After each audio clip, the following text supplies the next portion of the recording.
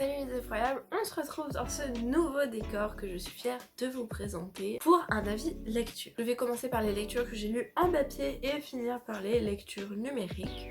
J'espère que vous allez tous bien et que vous profitez du beau temps qui arrive là, c'est tout récent et ça fait du bien. Le premier livre dont je vais vous parler, c'est Les Oubliés de Bergame, écrit par Margot Châtelain.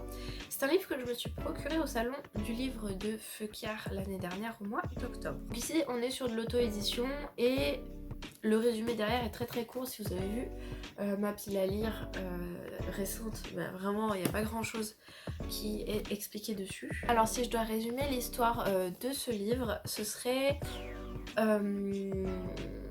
plusieurs jeunes qui vont se retrouver pour des raisons très différentes en même temps en Italie dans la même ville, qui vont se rencontrer et qui vont aider l'une de ce groupe à retrouver sa mère qui a disparu. Et ce qui est assez impressionnant, c'est qu'ils se retrouvent, ils se connaissent pas du tout et malgré tout ils s'entraident pour des raisons assez différentes, parfois pour des raisons égoïstes, hein, mais au final il y a vraiment un mouvement d'entraide qui se crée entre ces jeunes et c'est super intéressant de les voir chercher et découvrir l'affaire très sombre qui se cache derrière la disparition de cette maman.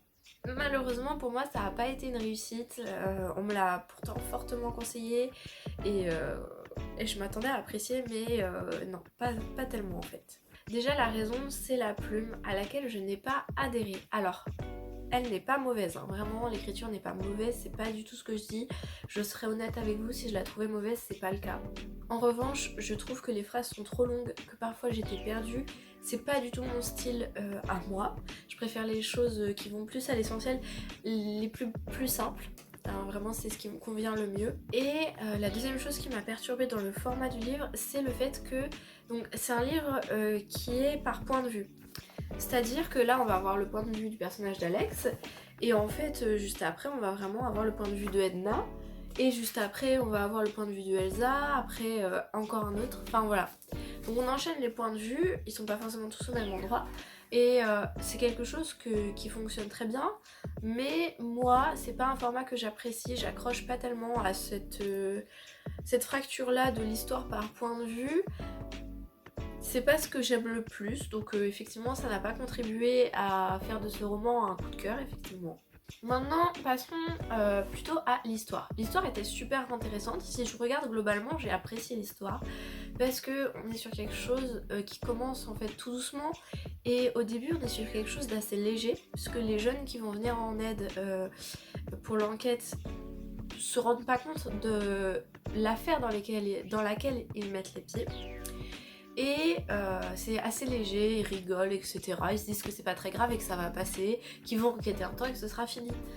Au final, ils se rendent compte que c'est bien plus long, qu'il y a bien plus de gens qu'ils ne pensaient qui sont investis dans cette histoire et ça va mêler beaucoup de monde de leur entourage sans que ce soit forcément volontaire. Je suis désolée si je parle du nez, je suis un peu malade. Maintenant voilà, le fait que ce soit fractionné en termes de point de vue aussi souvent, vraiment c'est presque toutes les 3 pages, le fait que la plume m'a pas touchée personnellement et du coup bah j'ai pas su adhérer à l'histoire. Avec du recul je l'apprécie mais sur le coup c'était pas trop ça vraiment. Et si l'histoire vous intéresse, n'hésitez pas. Si vous êtes de l'Oise, l'auteur sera de nouveau là au salon de Feuquières, donc n'hésitez pas à aller la voir si vous voulez vous procurer le livre. Elle a également à ce jour écrit une romance et elle viendra à Feuquières pour faire la promotion de son nouveau livre. Je ne me suis pas encore du tout renseignée, je ne peux rien vous dire. Mais voilà, pas forcément une réussite, j'ai pas accroché malheureusement. Je retenterai parce qu'on n'arrête pas de me la conseiller et malgré tout je trouve que l'histoire est vraiment la fin. La fin était assez marquante. Ce que j'ai oublié de dire aussi, c'est que les personnages, j'ai pas accroché parce que j'ai trouvé qu'ils étaient très immatures et que parfois ils étaient trop légers dans leurs réflexions alors qu'il se passe des trucs super graves et parfois trop égoïstes, trop à la jouer perso. Au début surtout parce qu'après ça s'améliore, mais vraiment ça m'a un peu bloqué parce que je sais pas, j'ai pas trop accroché. C'est un livre qui vous fera voyager, ça c'est sûr et certain. Par contre j'ai super bien visualisé l'Italie Et ce qui était sympa, c'est de savoir qu'en fait l'autrice est guide touristique et du coup c'est vraiment chouette de voir la manière dont elle représente l'étranger et la manière dont elle nous fait voyager. C'est quand même, on peut le classer thriller parce que franchement il se passe des choses là-dedans qui sont assez sombres et du coup il y a une enquête. Si vous êtes intéressé par ce genre de thriller, foncez, j'espère que vous apprécierez plus que moi. Ensuite, j'ai lu Eleanor de Holly Black. Un petit jeunesse qui m'a tapé dans l'œil sur Vinted, je l'ai pas eu pour cher. Et Holly Black, j'ai cru comprendre que c'était une autrice assez connue, mais dans des genres différents. Donc ça m'a intriguée aussi de savoir qu'elle avait fait un petit jeunesse un peu horrifique. Alors là, ça a pas non plus été une franche réussite, je vais pas vous mentir, mais j'ai quand même pas mal apprécié. Le fait que ça m'a pas trop plu, c'est parce que je m'en étais fait une montagne, je m'attendais à des choses un peu trop et au final ça s'est pas passé comme je l'imaginais. Du coup ma déception est fortement liée à ça. Quand je vois cette couverture et qu'on me raconte qu'en fait les enfants vont libérer l'esprit d'une poupée machiavélique en la sortant de sa vitrine, je ne m'attends pas à ce qu'il y ait des histoires avec ils partent en voyage dans une ville et ils partent en bateau, il y a la mer et tout. Je m'attendais pas du tout à un contexte maritime aussi ancré et à des vraiment mais ils partent loin, ils marchent longtemps et tout. Il y a des moments qui sont extrêmement stressants. Il y a des moments qui sont... Enfin, pour un enfant, hein, je pense que ça peut être extrêmement stressant et que c'était très bien tourné. Mais moi, j'ai trouvé que c'était insuffisant dans l'allure que donne la couverture, le résumé et la classification du livre. Et non, c'était trop axé aventure. Je peux pas dire que c'est mauvais à cause de ça, mais moi, ça m'a déçue. Voilà, la plume de Holly Black est agréable. Pour les enfants, je trouve qu'elle est intéressante parce qu'il y a quand même un apport de vocabulaire qui peut être enrichissant. Les personnages, moi je suis souvent saoulée par le terme violent, par les personnages de jeunesse parce que à mon âge, j'ai du mal à m'y retrouver. Malgré tout, j'aime les histoires jeunesse parce que je trouve qu'on peut vraiment faire quelque chose d'intéressant. Et là, pour le coup, ils m'ont pas saoulée. J'ai compris en fait du point de vue de ces enfants pourquoi ils réagissaient comme ça, enfin vraiment la psychologie des enfants est super intéressante à suivre et pour ça franchement c'était fort appréciable. Si vous avez un enfant dans votre entourage qui veut se mettre à l'épouvante, ça peut être un roman sympathique dans une tranche d'âge, je dirais 10 ans. Ça peut être pas mal. Ensuite, j'ai enfin lu mon premier Harlan Coben, donc là il s'agit de Gagner n'est pas joué. Pour ce qui est de l'histoire, ici on va suivre un homme qui fait partie d'une famille très riche, qui a beaucoup de privilèges, qui a des instincts assez violents à assouvir. Alors il ne tue personne, il casse la gueule des gens très méchants qui agressent les femmes. C'est comme ça que, on va dire, il se défoule. Et cette famille riche, des années avant, avait acquéri des tableaux qui ont été volés. Et là, il est appelé par la police pour aller sur une scène de crime où on a retrouvé en fait un homme décédé et deux des tableaux volés. Du coup, de là va partir une enquête, on va essayer de comprendre pourquoi les tableaux ont été volés. C'était super bien. Déjà, j'ai beaucoup aimé le personnage principal qui est super intriguant et intéressant. Et il a vraiment une psychologie qui est particulière déjà parce que je pense que c'est un sociopathe. C'est pas dit comme ça, mais en fait, il a un problème avec les émotions d'autrui parfois. Et lui, dans sa pensée, ses émotions, elles sont très spéciales. Enfin, vraiment, c'est particulier. Ce qui m'a fait rire, c'est de rentrer dans un monde vraiment de très très très riche. Hein. C'est pas genre juste aisé. Ils sont très très très riches. Il prend le jet privé quand il veut, quoi. C'était super intéressant parce que c'est pas un monde dans lequel j'ai l'habitude de m'immerger dans mes lectures. Et de voir ça, c'était à la fois comique, parfois perturbant, parce que ils ont des habitudes qu'on ne peut pas se permettre tous les jours nous, et ça a fait qu'ils ont une façon de penser qui est propre à leur mode de vie en fait. Alors je stigmatise pas les gens qui ont les moyens, d'ailleurs je suis très heureuse pour eux qu'ils aient les moyens, ouais. Mais du coup ça a rendu le livre très comique pour moi parce que c'est un point de vue que j'ai pas et là je me suis tapé des barres parce que je me suis dit mais attends le gars il prend le jet privé tous les jours, il fait vraiment ce qu'il veut parce que il a plein d'argent et c'était assez drôle de le voir dans le contexte de l'enquête. Et du coup, via ça, On va toucher à toutes les thématiques qui vont être le fait d'étouffer des choses parce qu'on a de l'argent, le fait de protéger la famille en dépit des lois, des choses comme ça qui se passent dans l'univers des gens très très très riches qui peuvent se permettre en passant un billet en fait d'éviter des catastrophes pour leur famille. Ça c'était un aspect qui m'a beaucoup plu et puis l'histoire était sympa. En fait on va de rebondissement en rebondissement vraiment. Alors par contre justement c'est un livre vraiment faut s'accrocher pour comprendre. À un moment donné je l'ai mis en audio puisque je pouvais pas lire mais il fallait quand même que j'avance. J'ai arrêté d'écouter pendant 2 minutes, j'ai perdu tout le fil de l'histoire, je ne comprenais plus rien. Pour vous dire, quand j'ai tapé le titre du livre pour aller chercher la couverture pour faire mon post Instagram, il y avait noté en haut de la barre de recherche « Explication, gagner n'est pas jouer » de Harlan Coben. C'est vrai, il y a vraiment des gens qui font des articles explicatifs du livre parce que... putain, faut s'accrocher, je suis désolée, je suis vulgaire. Donc si vous aimez les romans d'enquête bien tarabiscotés dans un univers avec beaucoup d'argent, franchement ça peut être sympa, c'était original, ça m'a changé et ça m'a bien fait travailler les méninges, je vous dis, pour comprendre. Donc c'était sympa, je vous le conseille tout à fait. Le dernier livre papier de cette avis lecture, ça va être 1984 de George Orwell. En réalité je l'ai écouté en audio parce que j'aime beaucoup la résonance qu'a l'audio sur le récit. En fait le doubleur est vraiment doué. Mon père est à mon père, je vais lui rendre, mais je vais me procurer sur les conseils d'un ami la version illustrée qui a l'air exceptionnelle. Donc pour ceux qui ne connaissent pas l'histoire, on va être dans un monde un peu post-apo où il y a eu des guerres et des lançages de bombes. Et je pense que lançage ne se dit pas. Donc après ces guerres, le gouvernement va s'organiser de manière assez particulière. Tout le monde va vénérer un certain Big Brother qui serait le chef de l'État. Donc il va y avoir vraiment une propagande et le fait de leur retourner le cerveau à la population qui va être absolument monumental.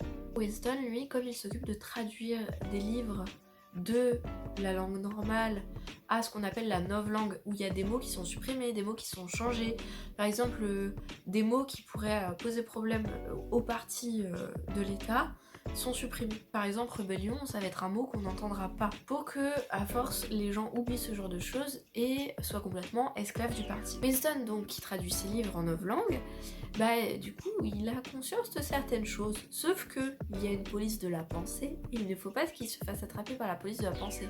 Donc il y a une capacité qu'il doit développer dans le sens où il fait attention à ce qu'il pense quand la police de la pensée peut l'attraper, et après voilà, il repense normalement dès qu'il est à l'abri. C'est un livre que j'ai du mal à résumer, franchement je suis sûre que vous le ferez mieux que moi, n'hésitez pas en commentaire parce que je pense qu'il y a des gens qui vont être perdus s'ils connaissent pas. En tout cas c'est un classique de la science-fiction, post-apo, etc. Donc je suis trop heureuse de m'être enfin lancée dedans pour ma culture. Donc c'est un livre que j'ai beaucoup apprécié, déjà pour sa plume qui est très fine, très belle, très agréable, et surtout le point positif, c'est les messages que ça renvoie à la société. Donc faut savoir que ce livre il a été écrit en 49, donc juste après la Seconde Guerre mondiale, et il a réussi à formuler quelque chose qui peut être représentatif de ce qu'on voit aujourd'hui dans certains états, et pour ça George Orwell a été très fort. Là, pour le coup, c'est vraiment une réussite totale, un coup de cœur. Les messages qui sont passés, les réflexions que ça a fait vraiment sur l'État, sur la manière dont il contrôle notre vie, sur le changement des informations quand il arrive au peuple. Enfin voilà, c'est super intéressant pour tout ce qui est dystopie, état totalitaire, etc. C'est un livre qui apporte énormément de choses. Et franchement je suis trop heureuse de m'être enfin lancée. Si vous ne l'avez pas encore lu, vraiment foncez. Maintenant je vais passer au livre que je n'ai pas sur moi.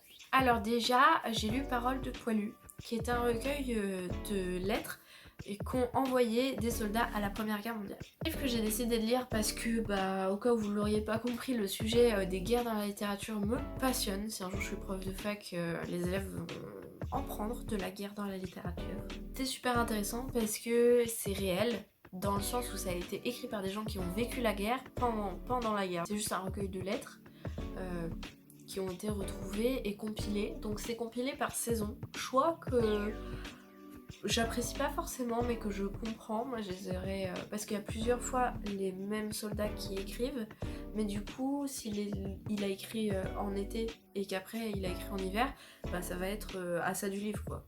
Donc c'est dommage parce que moi j'aurais aimé avoir vraiment le suivi du soldat pour voir s'il y a une évolution dans sa psychologie.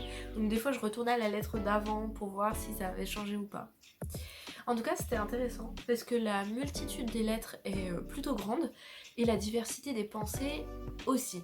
C'est-à-dire qu'on va passer du poilu, qui en fait est totalement indifférent à ce qui se passe parce que de toute façon il n'a pas le choix, donc il se permet pas d'être ému ou quoi, parce que qu'il soit triste ou heureux, dans tous les cas il est là, donc en fait voilà. Avoir les poilus super patriotistes de la mort, mais vraiment qui soutiennent la France et les Allemands c'est des méchants, etc. C'est assez marrant à voir et compréhensible en fait dans le contexte de l'époque. Après on va avoir les poilus mais qui sont complètement, et ça c'était pas drôle du tout, je peux même pas lui dire en riant, mais pour le coup ceux-là, ceux qui sont détruits psychologiquement, qui vraiment c'est comme s'ils étaient étrangers à eux-mêmes, comme s'ils étaient morts de l'intérieur à cause de tout ce qu'ils ont vu, et c'est les lettres qui m'ont vraiment le plus brisé. Après on a les lettres d'amour, que ce soit aux parents, aux sœurs, aux frères, aux femmes, aux enfants, et là ça m'a déchirée. J'ai pleuré. C'était émouvant, c'était beau, et franchement de se mettre vraiment dans la tête de ces gens qui étaient sur le champ de bataille, qui ont vu des trucs horribles, c'est affreux. Affreux et enrichissant à la fois. Et enfin il y avait ceux qui étaient des vrais encyclopédies sur pattes, c'est-à-dire qu'ils nous décrivaient vraiment purement de manière scientifique presque la guerre. Donc il y avait vraiment la taille des obus, leur portée, le numéro, enfin c'est assez rigolo de les voir décrire ça, comme s'ils s'étaient dit ça fera une trace de ce qui s'est passé. Un livre, je peux pas vous parler de la plume, je peux pas vous parler d'histoire puisque c'est juste un recueil de lettres qui a été écrit à l'époque, mais voilà, si vous aimez les récits de guerre et que vous ne connaissez pas celui-là, Paroles de poilu, on est vraiment plongé dedans. Et ensuite, pour un service presse, j'ai lu Senex Parcum, donc de Jean-Philippe Zandagui, je sais pas du tout comment ça se prononce et je m'excuse très sincèrement si je l'écorche. Là on est vraiment sur une nouvelle très courte puisque ça fait 52 pages et c'est uniquement disponible au format numérique. Je tiens à préciser avant de faire ma chronique que l'auteur prévient en fait que c'est particulier puisque ça se passe au Moyen-Âge, et donc on a le vocabulaire du Moyen-Âge et les mœurs en termes de pensée des personnages qui conviennent à l'époque. Donc vraiment c'est très particulier en termes de langage parce que ils parlaient pas du tout comme nous à l'époque, c'était encore du vieux français. Ça a quand même été tourné pour qu'on comprenne, parce que je pense qu'il y a certaines phrases qui seraient carrément incompréhensibles. Donc on a le vocabulaire de l'époque mais c'est totalement compréhensible. Puis une lecture fort surprenante, donc ça raconte l'histoire d'un groupe de soldats et de son roi qui vont dans une contrée ennemie parce que la fille du roi est malade et que la sorcière de la contrée ennemie a accepté de la guérir. Sauf que ça va pas se passer comme prévu, il va y avoir une succession d'événements inattendus qui va faire que en fait on comprend qu'il y a anguille sous roche. J'ai beaucoup apprécié, étonnamment. Franchement je suis super étonnée de cette lecture, je sais pas, je l'ai super bizarrement vécue. Donc la plume, compliquée d'en juger avec un contexte de l'époque, mais j'ai trouvé ça malgré tout agréable à lire. J'ai jamais lu de livre sur l'époque médiévale me semble-t-il, donc c'était une totale découverte.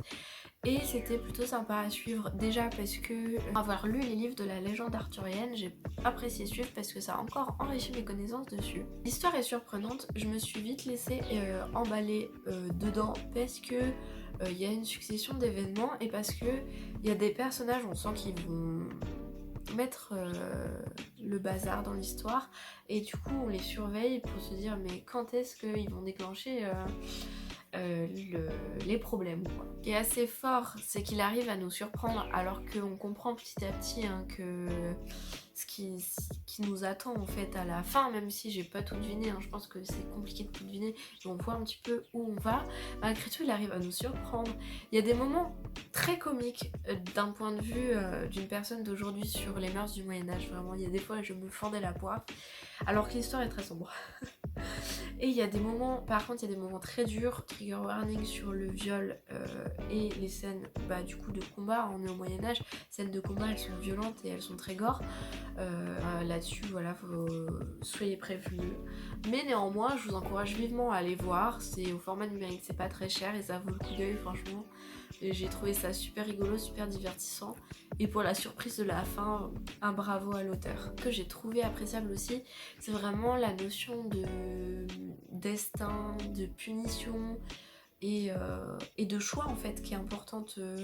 Nos choix nous emmènent dans notre vie actuelle.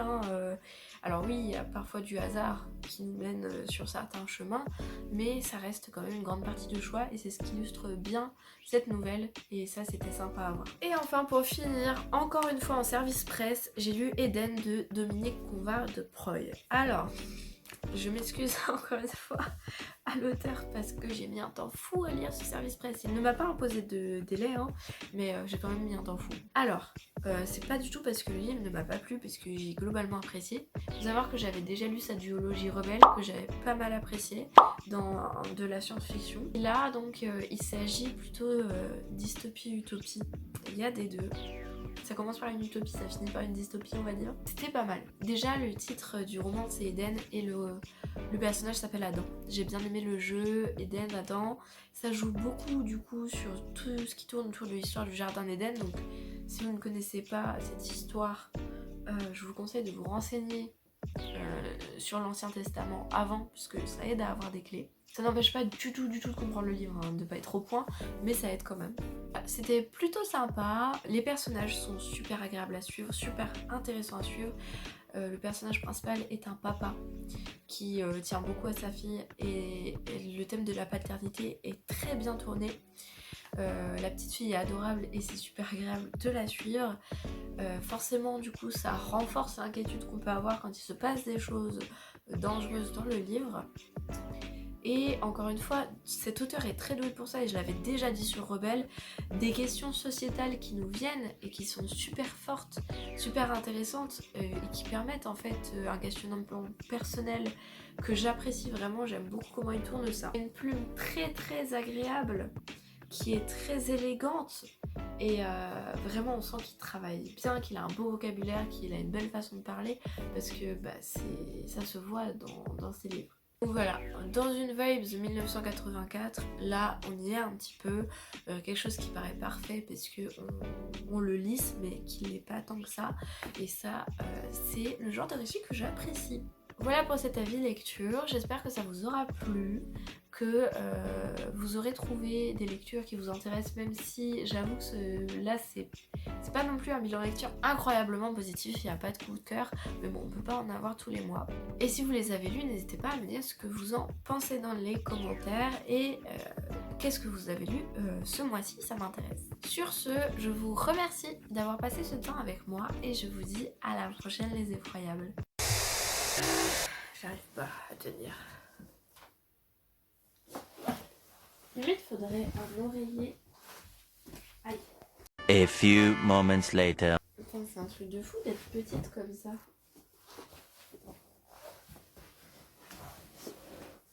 Ah oui, c'est mieux.